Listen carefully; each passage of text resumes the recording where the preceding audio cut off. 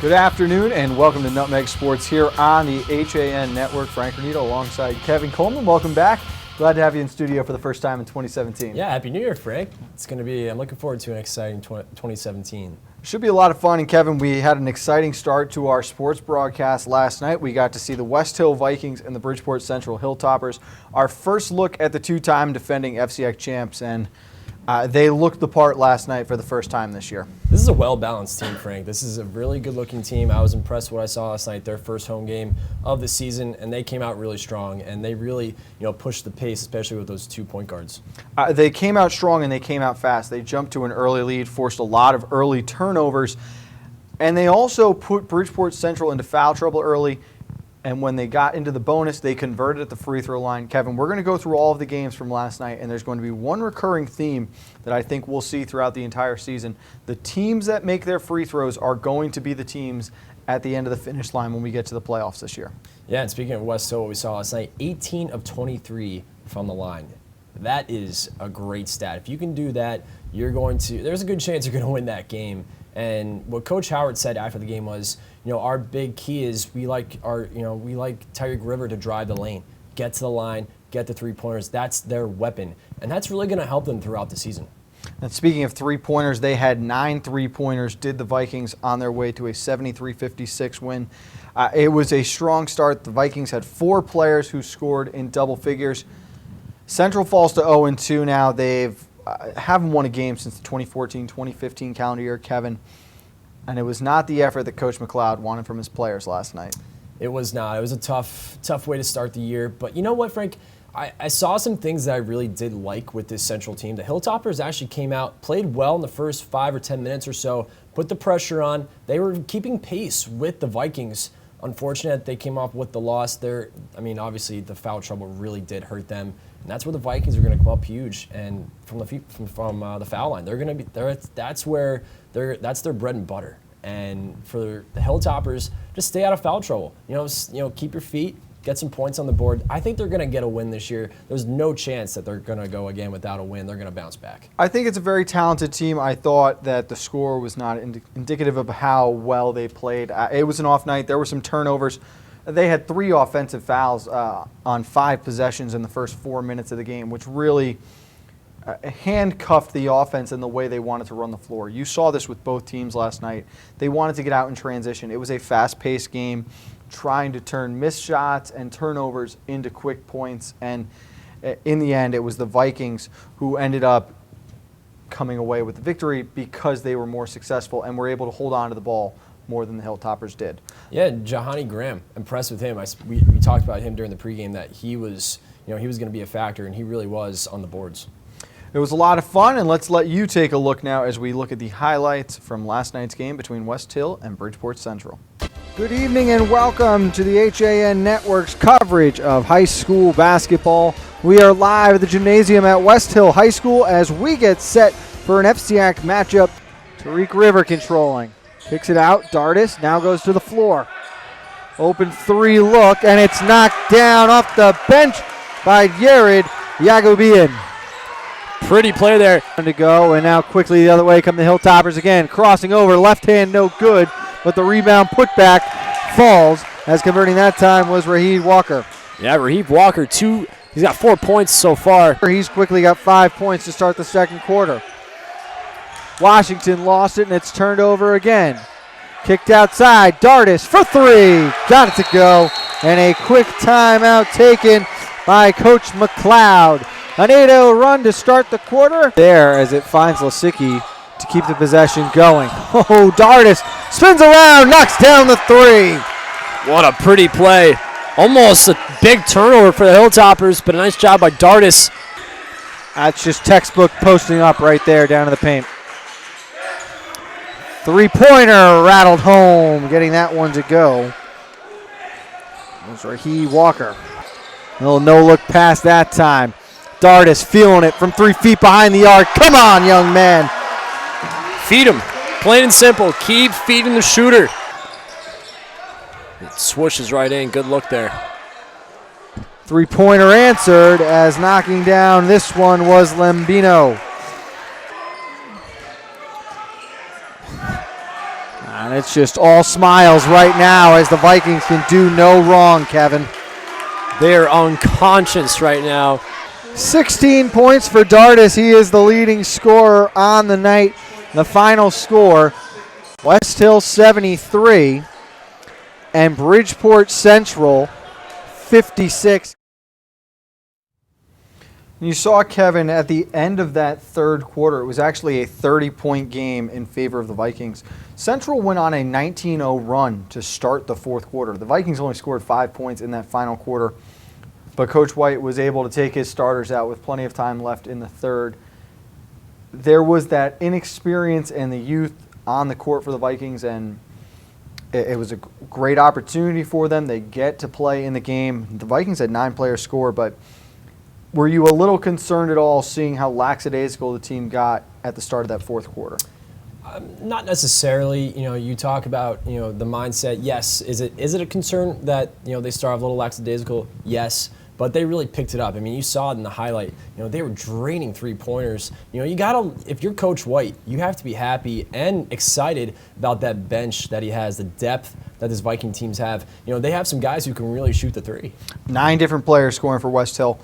A real tough break came for Central on the first possession of the game. Kason Washington, their senior captain and guard, rolled his ankle on a very interesting play. He was able to come back. We saw the medical staff had taped it up, played in the game, but he never looked that comfortable. I spoke with him afterwards, and you have to think that maybe for a week or two now they've got to be very careful with how they handle this senior. Yeah, Kason just did not look comfortable after that first possession. It was a turnover on him. Just kind of rolled the right ankle there, and he just wasn't the same for the rest of the game. You could tell he was just walking on that. He had a limp for the rest of the game. Just didn't look right, didn't look comfortable. And I give him credit for going back out there and really giving it his all with a sprained right ankle. But that's going to be an injury they need to keep an eye on. He will miss some practice time this week, I'm sure. But he'll be back, and again, I got to give him credit for going back out there and playing through that. Tyree Spooner was the leading scorer for the Hilltoppers. He had 12 points. DJ Fulton had 10. Raheem Walker with 9. I thought Spooner played well. He was very aggressive with the ball, Kevin. Got to the rack, and he shot well from behind the arc. But the press and the pressure defense from West Hill was clearly too much, and the Hilltoppers just almost looked unprepared for it. Yeah, it was that man-to-man full court press. It hurts. With a team like the Vikings who have a lot of speed. You talk about Tyree Spooner. Yeah, I was impressed by him. DJ Fulton, I was impressed. Raheem Walker, another guy who I was impressed by, had a couple good looks.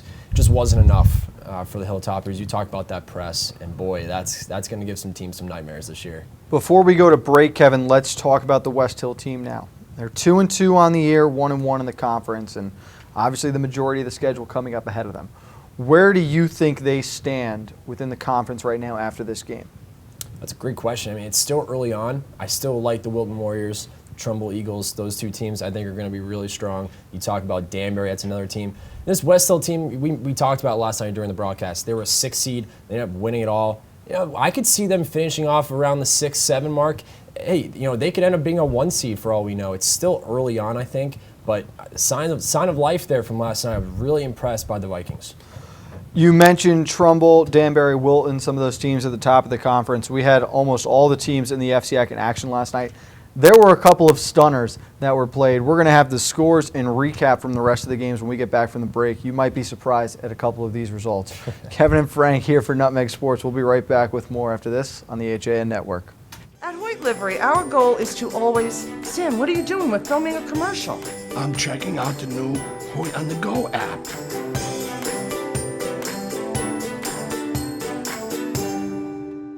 Hoyt's here!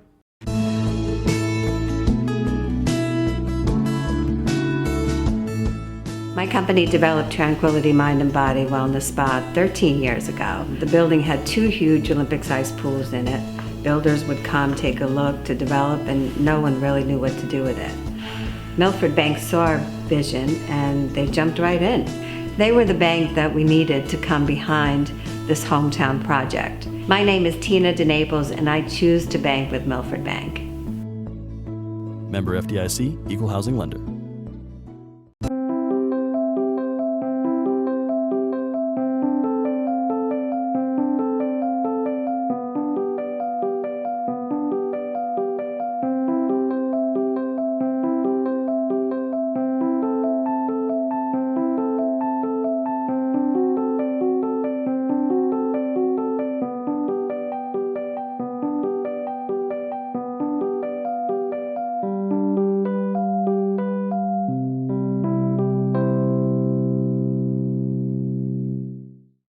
Hi, this is Leo Carl from Carl Chevrolet in New Canaan, and you've heard me talk about the Chevy Volt for years. The new model gets 53 miles on EV charge daily, plus 420-mile full range. But don't take my word for it. You need to come in and test drive the Volt yourself. Visit us at 261 Elm Street in New Canaan or online at carldirect.com. At In Sports Trumbull, the game is always on inside. Recently renovated and home to one of Connecticut's largest indoor turf fields, In Sports is a multi-sport recreation center providing state-of-the-art facilities for league play, camps, and youth programs. Sign up now for the In Sports New England Top 80 Lacrosse Showcase taking place on January 14th. Coaches from New England colleges will be scouting and coaching the recruits for the college class of 2019 and 2020. The top 40 players will be featured in All-Star Game to get maximum recruiting exposure. Spots will fill up fast, so go to insports.com for pricing and more information. Like and follow us on Facebook. I'm John Kovach. I'm a newspaper editor. I'm a high school football coach. I'm a television presenter. And I want you to love fishing as much as I do. Tune in to Yankee Fisherman, Thursdays at 1 on the HAN Network. It's like going to the tackle shop without leaving your office. If you're watching this broadcast, you're not alone. The HAN Network is available for 200,000 Connecticut cable customers on the Frontier Network. And we've also reached 1.7 million viewers on our free live streaming sports, news, and entertainment broadcasts. To reach our rapidly growing audience, contact Advertising Director Jessica Murrin at 203-273-7312 or email jessica@han.network. Back on Nutmeg Sports here on the HAN Network as we look at the rest of the boys basketball action that took place in the FCIAC last night. And a little bit of a stunner coming out of Staples High last night, Kevin. Danbury falling 58-44 to the Wreckers. Now, Danbury was playing without Titus James and Marcus Fox, arguably their two best players on the roster. James is still recovering from a knee injury in football season. Fox has been nursing an ankle injury. They're both expected to return to the lineup next week as early as Tuesday. But there's got to be a little bit of concern for the Hatters, who've had extremely high expectations coming into the season, picked by many to be the favorite in the conference. Yeah, big concern. And you talk about, their two stars were sitting out due to injury, but it doesn't just fall on them. Those two guys can't win a game alone. It has to be the rest of the team. It's a team sport, 5 guys on the court at a time, and the rest of those guys have to pick up the slack. And that's, kudos to the Wreckers. What a big win for them and a big upset. Staples is now 3-3. Danbury jumped out to an early lead. They led by as many as 8. Staples then started messing around with the defense. We saw a variation of a zone, man-to-man. They ran the press at times.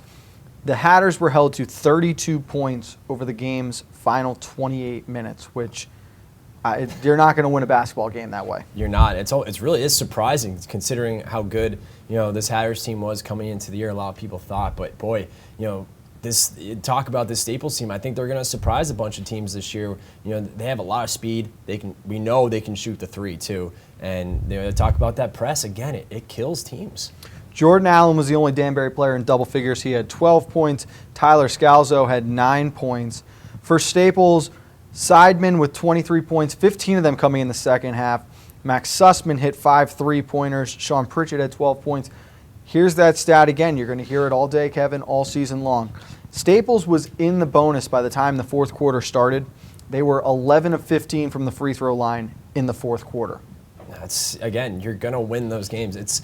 You may not, but you have a good chance. If you're going to go from that percentage from the line and you're going to get to the free throw line that many times, you have a great chance of winning a game. And that's exactly it. The fact that they gave themselves the opportunity for 15 free points in the fourth quarter alone. Right. We saw a couple of games last night where teams struggled to score 10 points in an entire quarter. Staples had 11 just off of free throws. So those opportunities, and when you're able to convert, and we've seen in the past how the missed free throws, especially at the high school level, can hurt you. You need to be able to finish on those plays. And the teams that are, I'm going to keep saying it till I'm blue in the face, the teams that will make their free throws are going to be in contention for the conference championship. You know what? It's an old school saying, Frank, but it's so true. It goes back ages, but you have to make your free throws. I remember my old coaches, even my dad used to tell me that as a little kid playing basketball. You got to make your free throws, plain and simple, especially at this level. It's crazy. Another little bit of a surprise here. The New Canaan Rams getting their first win in the Danny Melzer era. Congratulations to Coach Melzer. They defeated the Greenwich Cardinals by a score of 50-47.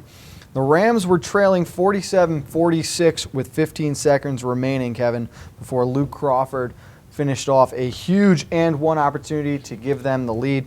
Crawford led all scorers with 18 points. This is a big win for the Rams, and great to see them finally get that first one under Coach Melzer's belt.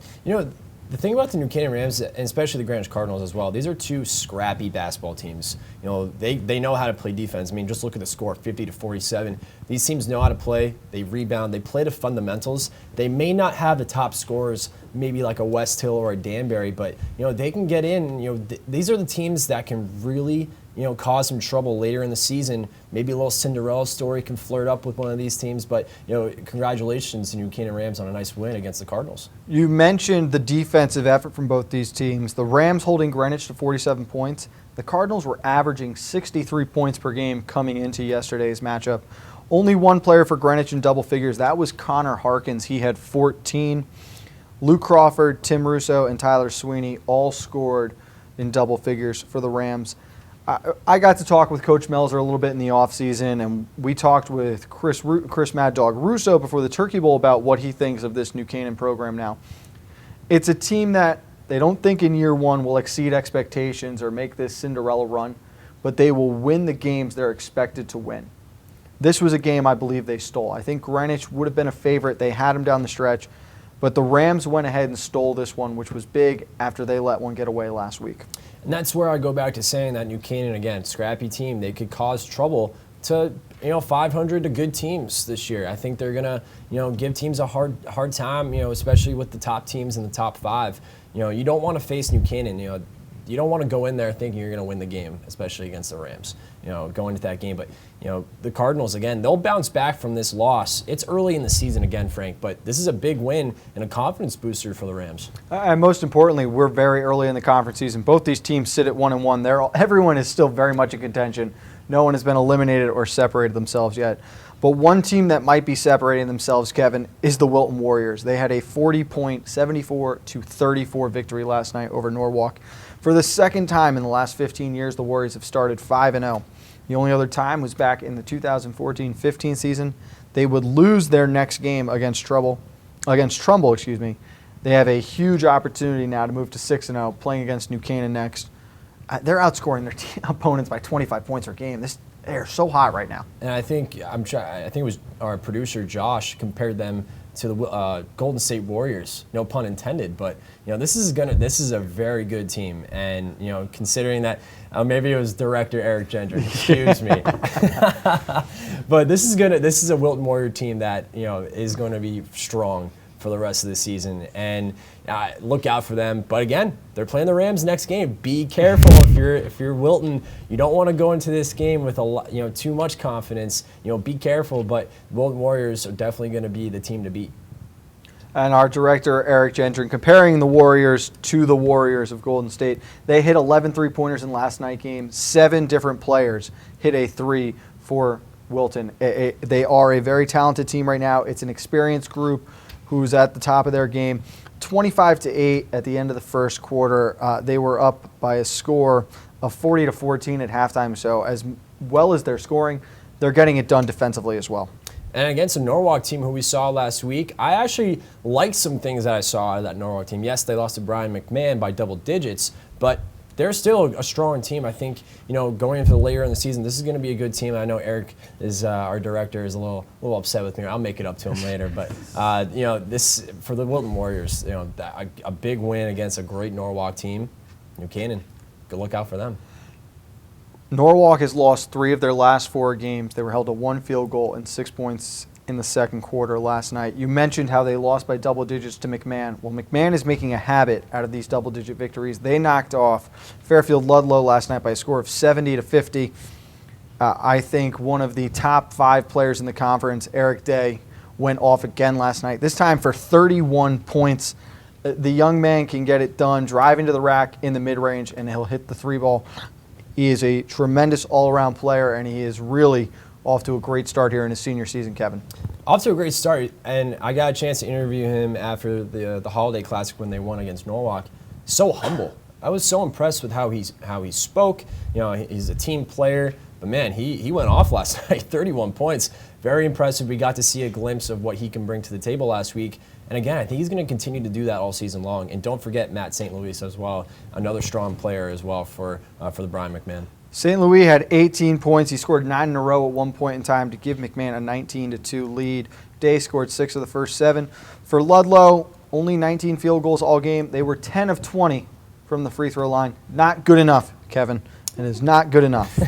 See, there you go. There's Frank Granito telling you need to make your free throws. Maybe we should make a T-shirt or a banner saying make your free Granito throws. There you go. Throws. But again, that's where you get 23 points right there. Maybe the game's a little closer, but Ludlow will bounce back. You can start calling me Frankie Free Throws. Trumbull lost their first game of the season. They fell against Darien as the Blue Wave were winners 66-53. That was the second time these two teams have met. Always tough to beat a team twice, let alone doing it in a 2-week span. I think there's a lot to see from Trumbull coming forward. It's a good win for Darien. They're proving themselves as a middle-of-the-pack, possibly 6, 7, or 8 seed right now. Yeah, I think Darien's actually going to surprise a lot of teams this year. I'm excited to see them play. We haven't had a chance to watch them play yet, but the Blue Wave are going to shock some people this year. But again, the Trumbull Eagles, really strong team. They're tall, they're powerful. Talk about Johnny McElroy. Not only can he sling the ball as a QB, but he can play. He's a baller. Johnny Hoops. And of course, our last game, Kevin, we want to offer a special congratulations to Trinity head coach Mike Walsh. He picked up his 600th career victory last night in the Crusaders' 79-51 win over St. Joe's. An unbelievable accomplishment for Coach Walsh. Another great accomplishment, Trinity 4-0 to start the season. Best start since 2012. I said this yesterday with Donald and Kevin, and I think the FCAC really benefits from having a Trinity Catholic school back at the top of the league. No, you're absolutely right. I think it benefits, the top teams. This is going to be a strong Trinity Catholic team this year. I think they're going to, play well against a West Hill, a Danbury, even a Darien, a Brian McMahon as well. I'm excited to see them play this year. I know we're looking forward to scheduling them in our broadcast schedule. So this is going to be a fun team. And again, congratulations, for a 600th victory. That's a great accomplishment. Huge accomplishment and a great start for the Crusaders. That's all the boys basketball we have from yesterday afternoon. Kevin, let's step aside one more time. We'll give you a look at today's hockey schedule and the games you've got coming up, and we'll preview the HAN Network's game of the week as we've got the Ridgefield Tigers and Stanford Black Knights in girls basketball later on tonight. All that coming up next on Nutmeg Sports on the HAN Network. 1, 2, 3, Abby!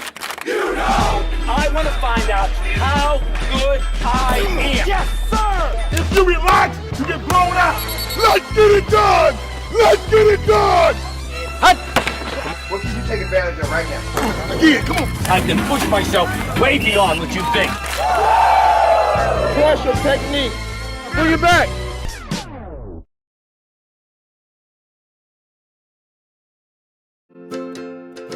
Connecticut is coming back to hometown banking. To a partner that makes small businesses feel big. Where community comes first. Where high-tech tools go hand in hand with a human touch. Where you get the know-how only neighbors can deliver. Where saving time is important too. It's time to expect more. It's time to bank well. Bank smart. Bank local. Bank well. Why cook it all this holiday? Avoid the stress of holiday planning and let your friends at Walter Stewart's in New Canaan do the heavy lifting. Whether you're looking to fill in with a few crowd-pleasing sides or you want us to prepare your whole feast, from cranberry sauce to pumpkin pie, we're ready to simplify your holiday. Place your order from our holiday menu and spend your holiday the right way, relaxing. Our fresh prepared holiday meals to go are designed with your busy schedule in mind. Visit us at stewartsmarket.com or at 229 Elm Street, New Canaan. Have a sports injury or slip and fall that needs immediate care? Coastal Ortho Express Urgent Care gives you direct access to an orthopedic specialist fast, without an appointment. Basketball, hockey, skiing, whatever the sports injury is, sprain or fracture, Coastal Ortho Express can help. Coastal Ortho Express Urgent Care open Monday through Saturday, now in 2 locations. The iPark building at 761 Main Avenue in Norwalk and 36 Old Kings Highway South in Darien. Or go to coastalorthoexpress.com, like them on Facebook. On time, done right, safe and reliable. MrHandymanCT.com. Let our satisfied customers tell it. I have called Mr. Handyman for every reason, every occasion, every broken item, every leak. They have bailed me out on many occasions, and I would recommend them to anyone. For any project, large or small. MrHandymanCT.com.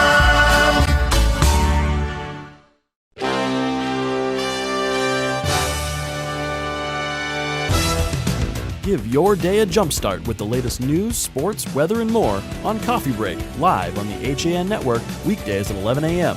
Connecticut news doesn't get any more local than on Coffee Break. We're back on the HAN Network with Nutmeg Sports, Frank Granito and Kevin Coleman. Kevin, let's quickly take a look at the boys hockey schedule coming up this afternoon. Darien travels out of the conference. They'll go to Notre Dame of Fairfield. Greenwich plays against Rye Country Day. Fairfield Co-op has got North Branford. Norwalk McMahon and Trinity Catholic will battle it out on the ice. Wilton and Amity, and a real good one here, Ridgefield and St. Joe's. That'll be an exciting one. But let's focus now on the HAN Network's Girls Game of the Week. You've got the undefeated and defending FCIAC and state champion Stanford Black Knights against the Ridgefield Tigers, who come in 4-1. Their only loss against a very good Trumbull team. This is an exciting matchup and a rematch of last season's second-round state game that the Black Knights were able to take care of. Yeah, the Black Knights starting off 5-0, really impressive start. And you got the Ridgefield Tigers, another impressive start. These are two teams. This is going to be a great game to watch, for the viewers at home. They get a treat tonight. Two great teams, some great basketball tonight in Stanford. It's going to be a lot of fun. Stanford has got Andrea O'Connor, the junior, and the junior Alexa Kellner, both at 6'1". Their presence down low is really what makes this a special Black Knights team. How can Ridgefield defend against their presence in the paint? When you talk about Andrea O'Connor, we had a pleasure of watching her, on the volleyball court in the fall. Boy, is she good down low on the post. She can rebound. If you're the Ridgefield Tigers, they're not big in size, and they know that. And I think what the big thing for them to do is to shut out Andrea O'Connor, just to box out. It sounds easier than done, but that's the thing. You got to put a body on her, grab that rebound, look for an outlet pass and move forward. Now, do you think that Ridgefield tries to counteract with the Middlebrook and Caroline Colonel combo down low, where they're going to try to play bigs on bigs, or do we see a guard-heavier lineup and they force Stanford to run in transition, try to push the pace, because you've got Claire Middlebrook, Julia Middlebrook, Megan O'Hara. There are options here with Grace Goodwin, too, for Ridgefield to go small and run the floor. I wouldn't necessarily start small. I think I'd try and even up as best as you can with the Black Knights to start out. But they have the benefit to go with a small lineup later on in the game, if they need to get a three-pointer or so. Both teams have beaten at least one team twice this year. Stanford beat West Hill already twice on their calendar. Ridgefield defeated Ward 2 times. Stanford's already won the city championship with a win over Trinity Catholic as well. They beat Scarsdale and Ludlow. Ridgefield's other wins over Massac and New Canaan. For Stanford now, Kevin, you've got to be very confident. This is a team that knows what it takes to go all the way. They brought back a lot of the talent from last season. What's the biggest obstacle standing in their way now as they get into the conference schedule? I think it starts tonight with the Ridgefield Tigers. This is an obstacle for them. Yes, they are very confident going into this game with, being 5-0 overall, 3-0 in the conference. But this is a Ridgefield Tigers team that will press you the entire game.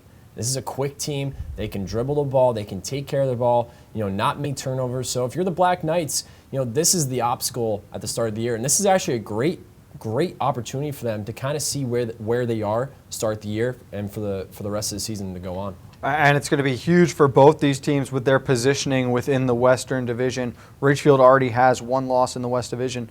But of the 9 teams in the West, 7 of them have won. Very competitive, and Ridgefield can't afford to fall behind too early on. Stanford is trying to keep up right now. They're just a game in hand behind the Trumbull Eagles, who are undefeated as well. Should be a lot of fun. You're going to be down on the sideline. Yes, I am. Looking forward to it. Chris Cato Kalen, the birthday boy, will be up on the call. with myself. That is coming up at 7 o'clock tonight. Kev, great having you back in studio. I'll see you soon. Absolutely. Frankie Free Throws over there. For Kevin Coleman, I'm Frankie Free Throws. We'll see you later on tonight. 7 o'clock from Stanford High, the Richfield Tigers and the Black Knights. And, of course, tomorrow you've got Coffee Break at 11. The Yankee fisherman John Kovacs for the first time this year. And, as always, Nutmeg Sports at 2 o'clock. We'll see you there.